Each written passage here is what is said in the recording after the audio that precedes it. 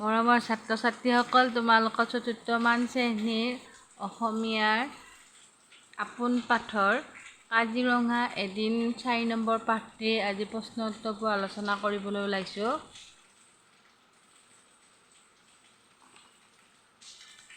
প্ৰথম প্ৰশ্নটো দিছিল বকুলহঁতে কোনখন ৰাষ্ট্ৰীয় উদ্যানলৈ যাত্ৰা কৰিছিল?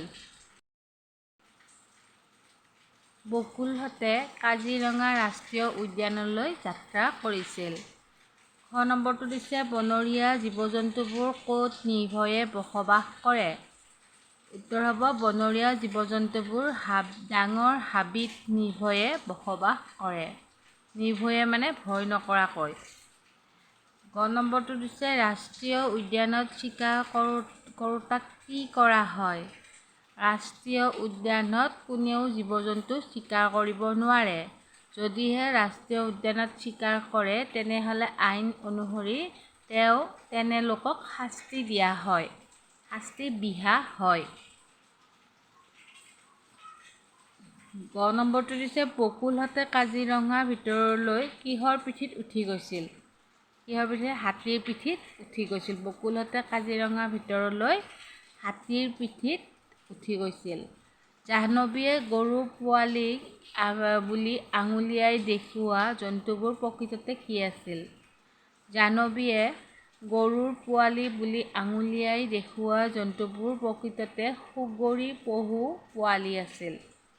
সুগৰী পহু আছিল।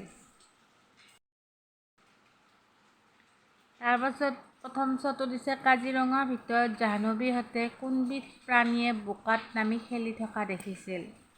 কাজিৰঙাৰ ভিতৰত জাহ্নৱীয়ে কোনবিধ প্ৰাণীয়ে বোকাত নামি খেলি থকা দেখিছিল? উত্তৰটি হ'ব কাজিৰঙাৰ ভিতৰত জাহ্নৱীহঁতে তিনিটা গড় বোকাত নামি খেলি থকা দেখিছিল। দ্বিতীয় চটো দিছে জাহ্নৱীহঁতে হাতী দুটাক কি খাবলৈ দিছিল? জাহ্নৱীহঁতে হাতী দুটাক কেইটামান কল খাবলৈ দিছিল। ৰাতিটো বকুলহঁতে ক'ত কটাইছিল? ৰাতিটো বকুলহঁতে বন বিভাগৰ অতিথিশালাত কটাইছিল। পৰীক্ষাত চটো দিছে সপোনত জাহ্নৱীয়ে কাৰ লগত খেলিছিল? উত্তৰ হ'ব সপোনত জাহ্নৱীয়ে কাজিৰঙাত দেখা মৰমলগা সুগৰী পহু কেইটাৰ লগত খেলিছিল।